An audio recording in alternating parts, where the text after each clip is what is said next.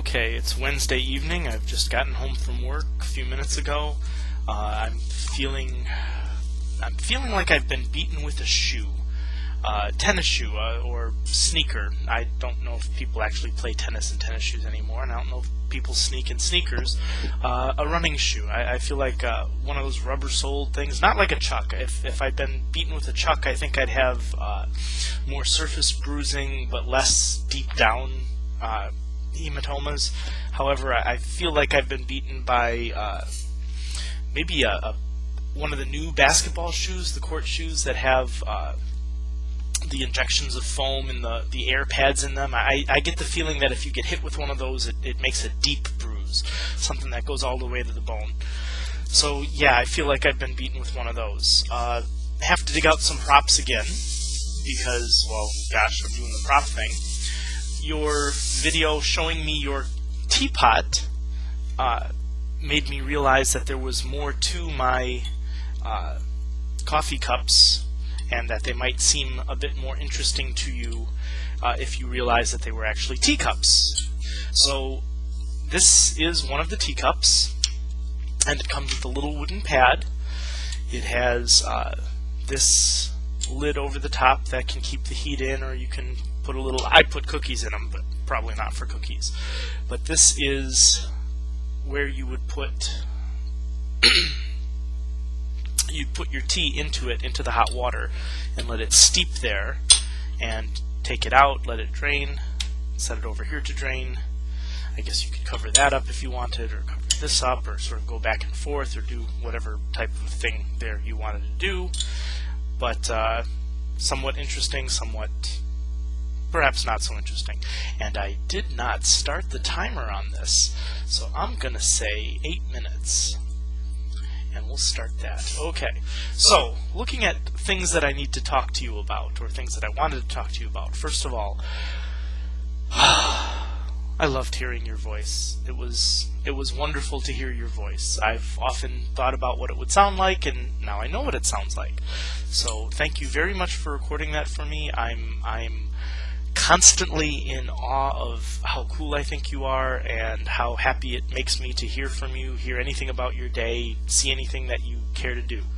I know that from posting these videos, I feel kind of foolish on this end of things, and I wonder if perhaps I might be wasting my time. But from the other end of things, from the viewer side, I absolutely loved your videos.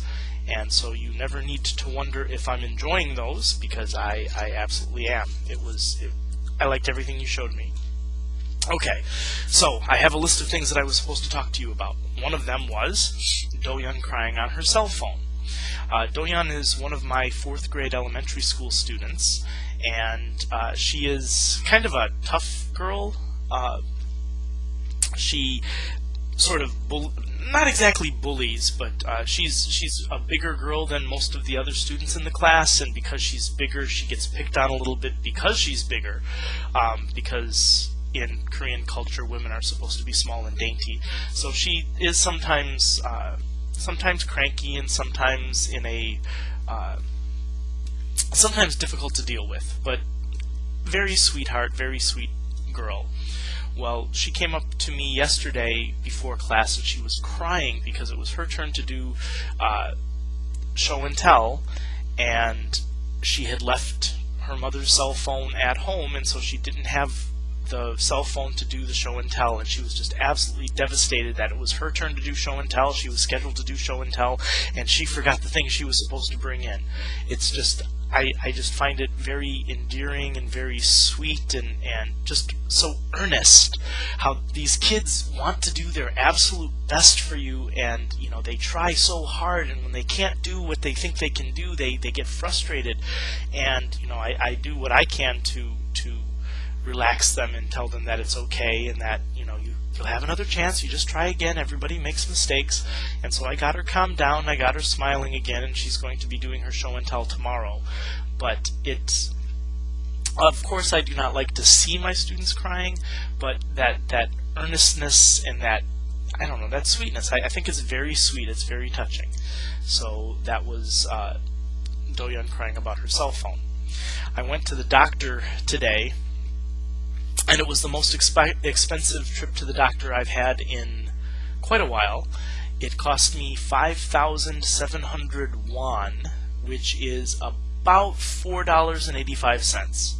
So my doctor's visit cost me about $4.85, and my prescription for some painkiller and some antibiotics and some other stomach treatment, something or other, it's only for a few days. They only give you prescriptions for a couple of days here. That came to a grand total of $2. And so I went to the doctor and got some medicine to treat my illnesses for under $7, which I find, even though I've been here for a very long time, I still find it astounding. I went to a new doctor. Here you don't have to get an appointment. You can just walk in off the street to a clinic, and usually the doctor will see you within a few minutes. I saw a new ear, nose, and throat clinic open up, and since I had 2 of the 3 were giving me problems, I figured I may as well go in and have it checked out. So I went in, and I asked the doctor if he spoke some English, which he did, which is good because I sound like Tarzan trying to explain my symptoms. And he said, "Okay, let me check you out," and then proceeded to stuff something up my nose. Now I guess it's still called an endoscope, but it was fairly small. But at the same time, I wasn't expecting him to come at me with a car antenna and jam it up my nose. And he pushed it so far up my nostril that it actually curved back around out and came out in my throat above my tonsils. So apparently he was roto-rootering, trying to clear the whole thing. And then he pulled it out of one side and did it on the other side, and then went back and did it on the first side again. So that was the first time I've had my nose violated that way. It's always been self-violation with my fingers. I don't think I've ever had anybody put anything else up my nose, and I'm not sure I really want to have it done again. But it wasn't actually painful. It was just more shocking and disturbing. I had such strong sinus pain last night, such a strong sinus headache, that I actually broke out some of my old medicine. I take allergy medicine pretty frequently, but I don't take painkillers unless I absolutely have to. I had my wisdom teeth taken out a few years ago, and when I had them taken out, the last tooth I had pulled, the doctor gave me a couple of tablets of some heavier duty painkillers. Well, I was in so much pain last night that I actually broke out the big guns and took one of them. And apparently they contained codeine, which I had forgotten but was strongly reminded. Codeine causes me to have some of the weirdest, most disturbing, most uncomfortable dreams. Not that the dream itself has any content that causes me pain, but just the not quite sure if I'm dreaming or awake feeling of being slightly horrified in the dream, but maybe it's not the dream, maybe it's reality. The fever dream that I had that was exacerbated by the codeine was, in my dream, every time I closed my eyes, I would see a website, and the website would have a link saying something like, "You are here." And it was a blue background with white writing, and when I would click on "You are here," as soon as I would click on it, 2 other sites would open up, 2 other windows would pop up, and my sinuses would drain, and I would have to get up and go blow my nose or go cough up something. Now, the getting up to go blow my nose and cough up something was real. That wasn't in the dream.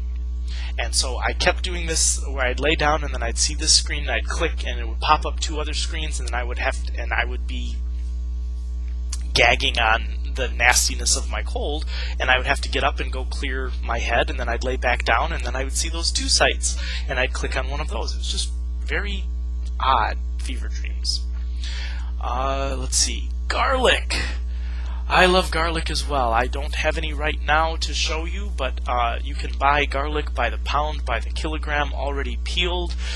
Making roasted garlic or cooking it in oil here would be a very simple matter. Probably take less than 5 minutes prep work to set up like 10 pounds of garlic in a giant roasting pan covered with oil. Oh.